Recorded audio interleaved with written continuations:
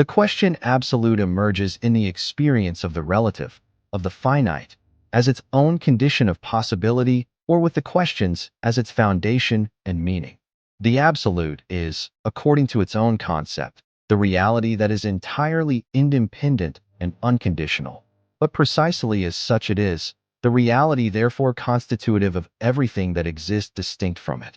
The relative exists in the absolute and through the absolute. The question of the absolute is therefore present in all serious philosophical reflection, from Parmenides to Adorno, and served as the basis for a principle of mediation of the religious experience of God, and in the consciousness of men, the experience of God, and in particular of the Christian God, in order to find it in human experience in general. So much so that, when this question has been eclipsed in the consciousness of men, the experience of God has been found without support, without structures of plausibility. And yet, it is not a question, free of ambiguity, to fulfill the function of mediating the experience of the Christian God. In other words, the question of the absolute emerges in the experience of the relative, of the finite. This suggests that man, when faced with the limitation and transience of his existence and of the world, is led to seek something that transcends these conditions. The absolute is an entirely independent and unconditional reality, therefore.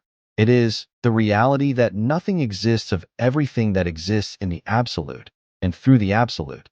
This means that the relative, everything that is dependent on the finite and conditional, finds its existence and meaning in the absolute.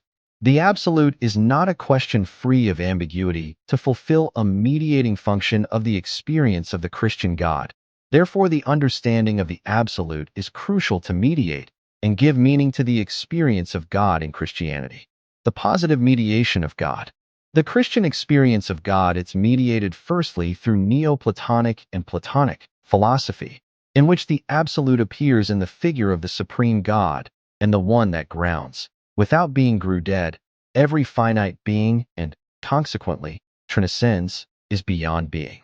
In this mediation, the dimension of God expressed as the ultimate foundation, as the unconditional ultimacy of every being, and of everything relative and penultimate.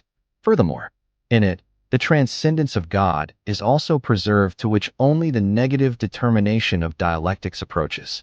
From this first mediation, not by chance, the tradition of the negative and mystical theology of God departs, which from Gregory Nazianzusto Johann Boehm, pass him through Meister Eckhart, leaves the absoluteness of God as a mystery. I will not go into here the least today about what these thinkers believed, but continuing the subject by citing those who made our philosophical history and theological understanding of the subject of the divine personality in action. I will now cite Augustine, and behind him Anselm, and the Franciscan school of theology, which also used the Platonic mediation of the absolute.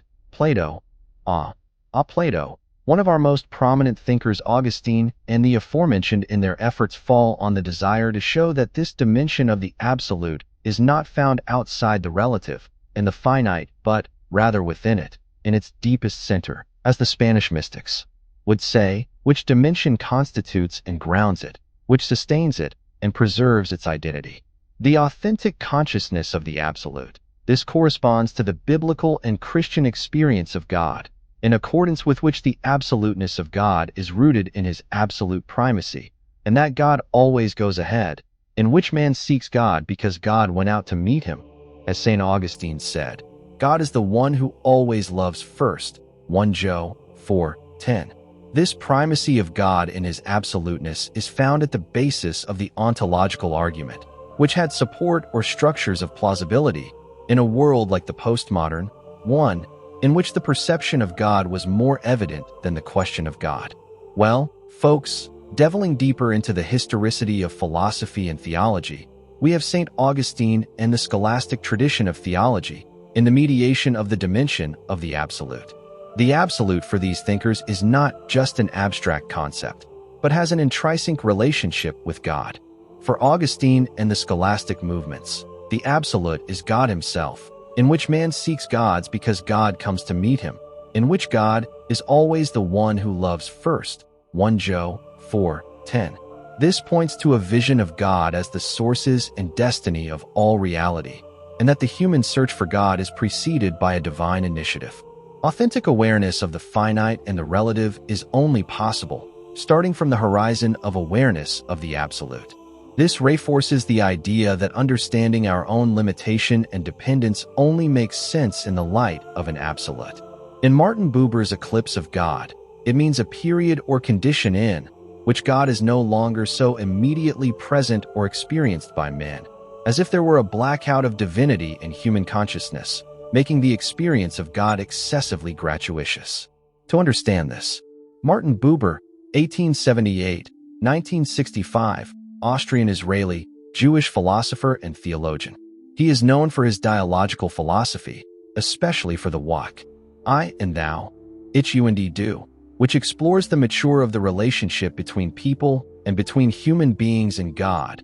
Buber's idea of the eclipse of God refers to periods in which the direct and personal relationship with God seems obscured or absent, but because of human experience, not because of God's absence, but because of a human inability to relate to him authentically.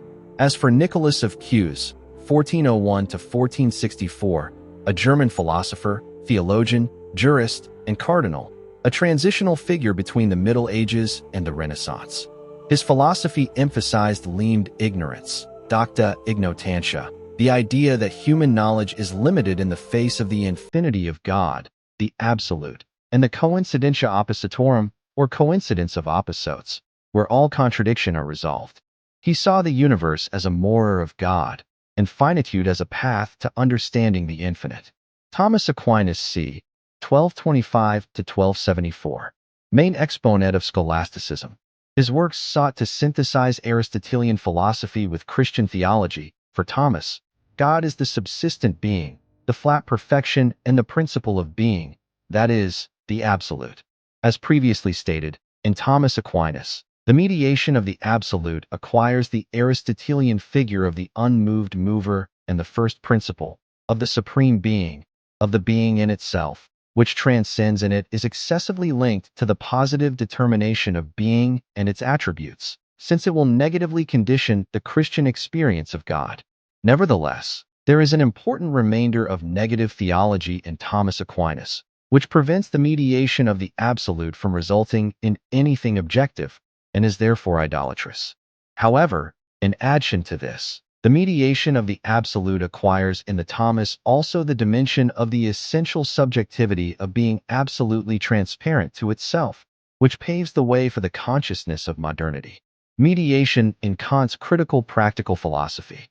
German idealism, the philosophy of the absolute par excellence. However, the strength of his same reflection and its systematic claim managed to ensure that its determination of the absolute was freed from Kant's maneuvers, which prevented the absoluteness of God from losing its transcendent dimension and dangerously reducing, especially in Fichte and Hegel, this absoluteness to the dimension of the absolutized human subject. However, in I's philosophy, there is an important reflection on the absolute that corresponds in fact to the Christian experience of God. The problem of the positive mediation of the absolute, where the absolute is directly apprehended or conditioned, can paradoxically lead to a condition that will negatively condition the Christian experience of a God. This occurs because a direct and total understanding of the absolute can lead to idolatry, transforming God into a measurable or manipulable object. Positive mediation, when misunderstood, can prevent the measurement of the absolute essential to modernity. The absolute.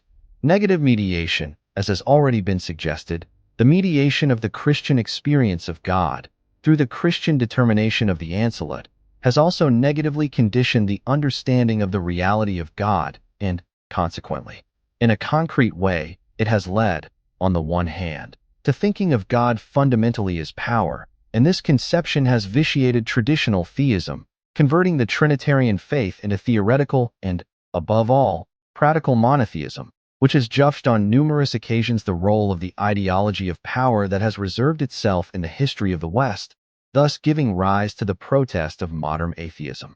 And it has led, on the other hand, to identifying the absoluteness of God with his impossibility, originating at least a divorce between theology and Christology, between the treatise on the experience of God in Jesus Christ, the crucified, and definitively between de Deo Uno and the experience of the Christian Trinitarian God and its theological understanding.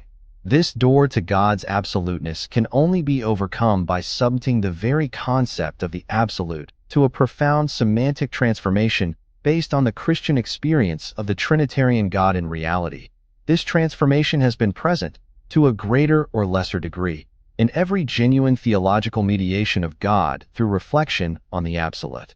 The God of Christian theism has never been, merely and simply, the immobly Aristotelian God.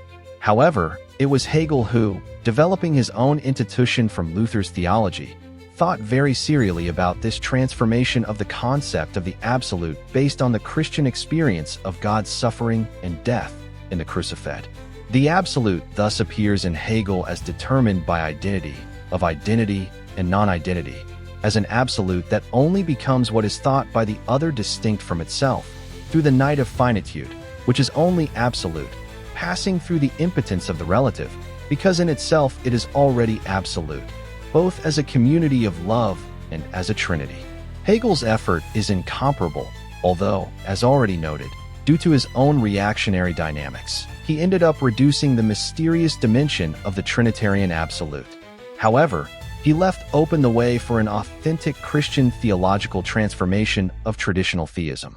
Catholic theology offers notable attempts to mediate the Christian God and his originality and difference through the new understanding of God's absoluteness as absolute fidelity and solidarity with the poor and the weak, with relative and the finite, mistreated and humiliated by the false absolute of this world.